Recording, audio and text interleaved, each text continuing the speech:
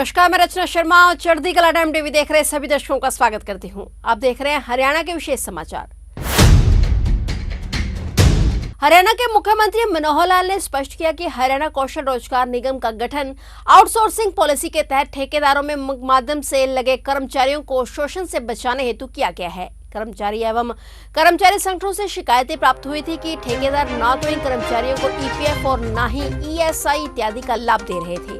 HKRNL के माध्यम से नियुक्त होने वाले कर्मचारियों को यह सभी लाभ मिल रहे हैं। मुख्यमंत्री मनोहर लाल ने कहा कि निगम का गठन एक कल्याणकारी स्कीम के तहत किया गया है। जिन परिवारों की आय 1,80,000 रुपए से कम है और जिन परिवारों में कोई भी सरकारी नौकरी वाला सदस्य नहीं है, उनको निगम के माध्यम से दिए जाने वाले रोजगार में प्राथमिकता दी जा रही है। उन्होंने कहा कि निगम के माध्यम से केवल अस्थायी रोजगार दिया जाता है और बाद में विभाग की मांग और कर्मचारी के कार्य कौशल के आधार पर रिन्यू किया जाता है। सभी स्थायी नौकरियां हरियाणा कर्मचारी चयन आयोग, हरियाणा लोक सेवा आयोग व अन्य विभागीय प्रक्रियाओं के तहत दी जाती है। मुख्यमंत्री ने सदन को जानकारी दी कि हरियाणा कौशल रोजगार निगम ने विभिन्न विभागों में अनुबंध आधार पर लगे 1,06,464 कर्मचारियों को नियुक्ति पेशकश पत्र जारी किए हैं, जिनमें से 95,424 ने निगम के पोर्टल पर ज्वाइन किया है और इसके अलावा 6,736 उम्मीदवारों को निगम द्वारा विभिन्न विभागों में नियुक्ति के पेशकश पत्र भेजे गए हैं, जिनमें से 4,380 ने ज्वाइन कर लिया है।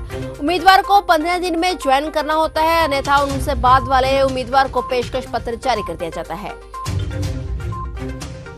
1,06,464 जो पहले से कॉन्ट्रेक्चुअल एम्प्लॉई हैं, उनको उसमें पोर्ट किया गया है और वो भी डिपार्टमेंट की सहमति से किया गया है।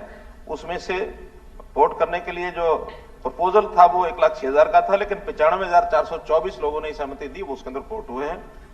इसी प्रकार जो नए लोग जिनकी डिमांड डिपार्टमेंट से आती है और जो अनुभवी लोग हैं, पहले से जो हमारे पास इसका डाटा है कि अनुभवी लोग हैं, किसी कारण से पहले कॉन्ट्रेक्चुअल थे, वो छूट गई, बाद में फिर उन्होंने उसको अप्लाई किया, तो उनमें 6,736 लोगों की जो दोबारा से डिमांड आई है, जिसमें से 4,380 बल्कि जो डिमांड आई है वो सिलेक्ट करके उनको हमने ऑफर लेटर दिए हैं।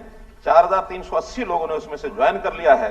शेष का भी समय है जो उसको ज्वाइन करेंगे। पहली बात तो ये है कि ये व्यवस्था शुरू क्यों की गई, क्योंकि बहुत से एम्प्लॉइज जो हमारे आउटसोर्सिंग पर ठेकेदार प्रथा के माध्यम से आते थे और लगातार एम्प्लॉइज के और भिन्न भिन्न ऑर्गेनाइजेशन ने कहा कि इस ठेकेदारी प्रथा को किस तरीके से खत्म किया जाए, क्योंकि ऐसे आउटसोर्सिंग के जितने भी कर्मचारी हैं उनका शोषण बहुत होता था।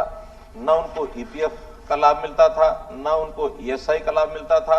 तो इस प्रकार की बहुत सी समस्याएं थी, जिसमें से लंबे विचार के बाद हमने कहा कि ठीक है, आउटसोर्सिंग रखना तो सरकार को पड़ता ही है, क्योंकि जो स्थायी नौकरियां हैं उसके लिए हमारी व्यवस्था अलग है। वो स्टाफ सिलेक्शन कमीशन है, वो HPSC है, या कहीं कहीं जो अलग से व्यवस्थाएं जो बनी हुई हैं वो सब परमानेंटली अलग से हैं। लेकिन जहां आउटसोर्सिंग किसी डिपार्टमेंट की इमीडिएट डिपार्टमेंट की डिमांड है, उसको ठेकेदारों के माध्यम से लिया जाता था, उसके लिए ये बनाया गया है HKRN। और इसमें भी ये ठीक है कि ये बिल्कुल अस्थायी नौकरी है, 1 साल के लिए होती है। 1 साल के बाद उसको जैसे बाकी भी पहले भी उसकी एक्सटेंशन मिलती है तो उसी हिसाब से ही होगा। ये कोई परमानेंट नौकरी नहीं है। परमानेंट नौकरी का तो अलग से हमने, जैसे ग्रुप सी का भी CET हुआ है, अब उसमें से नौकरियां लगभग 30-35 हजार की रिक्वेशन आ गई है। उसी के बाद ग्रुप डी की है, उसके भी CET होना है। वो सब प्रक्रिया अलग है। ये तो तुरंत इमीडिएट आवश्यकता को पूरा करने के लिए HKRN के माध्यम से करते हैं।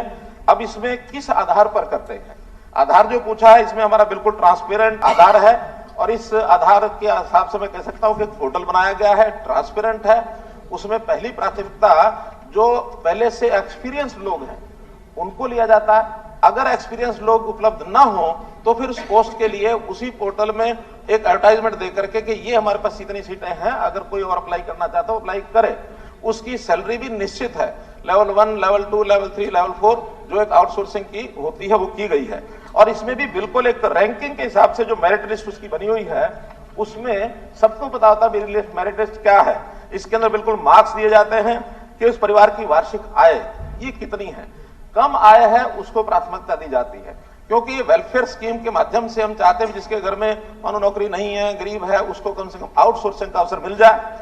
दूसरा, उस उम्मीदवार की आयु भी जो एक मध्यम आयु काम करने की लगभग 30-35 साल है, उसको ज्यादा वेटेज दी जाती है, क्योंकि उसकी उम्र ऐसे निकल रही है, उसको कम से कम इस स्टेज पर भी कोई और काम नहीं मिला है और वो इस नौकरी पर आना चाहता है तो उसको ज्यादा दी जाती है। कौशल योग्यता उसकी कितनी है, यानी उसकी क्वालिफिकेशन क्या है, फिर उसने सीईटी का एग्जाम पास किया है, उसके अलग से 10 मार्क्स है। फिर उसकी सामाजिक आर्थिक मापदंड, जैसे हम 5 नंबर देते हैं कि जिसके घर में एक भी नौकरी नहीं है, या और जो हमने 5 नंबर अलग से रखे हुए वो उसको देते हैं। ईज ऑफ डिप्लॉयमेंट, यानी जो लोकलाइज्ड व्यक्ति होगा उसको मार्क्स अलग दिए जाएंगे। अभी तो जिले में हम सेम जिले में नौकरी मिलेगी, उसको 10 नंबर अलग मिलेंगे।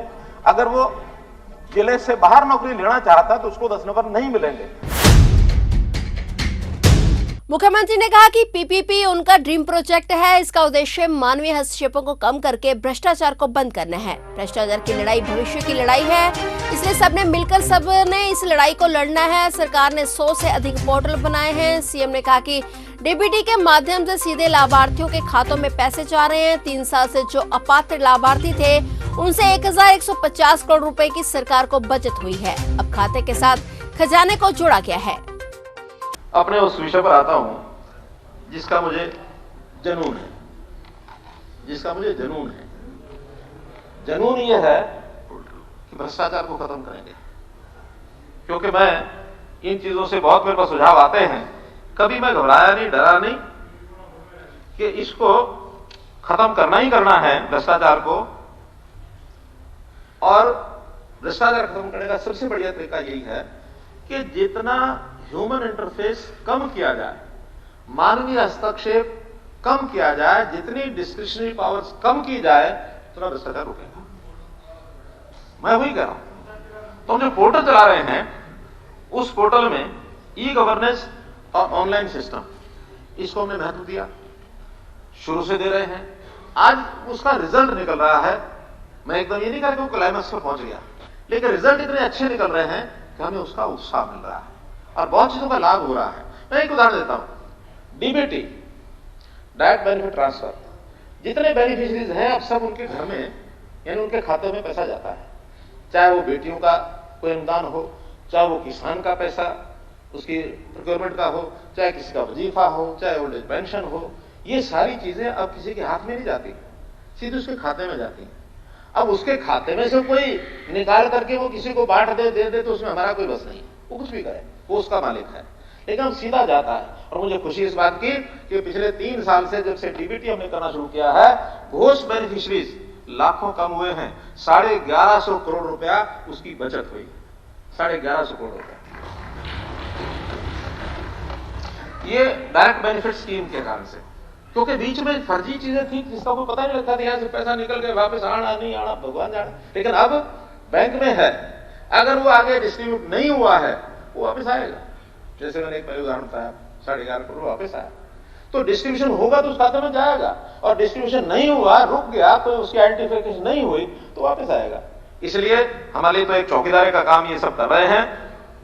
और इसके नाते से हमने जितने भी पोर्टल जो बनाए हैं, 100 से अधिक ऐप और पोर्टल बनाए हैं। ये पोर्टल का कमाल है कि गरीब की बेटी की शादी का शगुन, बुजुर्ग की पेंशन, विधवा की पेंशन, विद्यार्थियों की छात्रवृत्ति एक क्लिक से सीधे उनके खाते में जाता है। जो कट रही है वही पोर्टल से कारण से कट रही है। और क्यों कट रही है, कल इसका मैंने जवाब दे दिया है।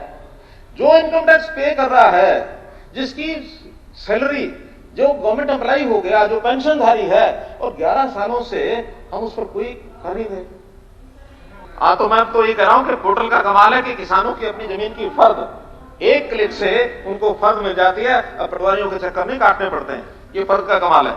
फर्द का ही कमाल है कि एक राष्ट्र एक राशन कार्ड, कि कोई व्यक्ति कहीं का भी देश में कहीं भी राशन लेना चाहे तो वो ले सकता है। केरल का आदमी हरियाणा में ले सकता है, हरियाणा का आदमी आसाम में ले सकता है, कहीं का आदमी कहीं। ये सब पोर्टल का कमाल है। तो इसलिए इस ऑनलाइन के माध्यम से हमने जितने भी काम किए हैं, इनको सबको करने के बाद हमने गरीबों को उनके खातों के साथ खजाना जोड़ दिया है। अब खजाना है या गरीब का खाता है, बीच में कोई नहीं है। और ये जो बिचौलिए, जो बीच में सफेद कपड़ी है, धौड़ कपड़ी है, मैं तो कह रहा हूं ये जो बेरोजगार जो हुए हैं, जिसका आप डंका बजाते रहते हो, वो बेरोजगार इनके सर बोल रही है। इसलिए ये जो जुनून है, इस जुनून का नतीजा जरूर निकलेगा, इसी शाह समुद्र से नूर निकलेगा, ऐसा मेरा दावा है। फिलहाल हरियाणा के विशेष समाचारों में इतना ही और नए समाचारों के साथ फिर से हाजिर होंगे। तब तक के लिए देखते रहिए चढ़ती कला टाइम टीवी।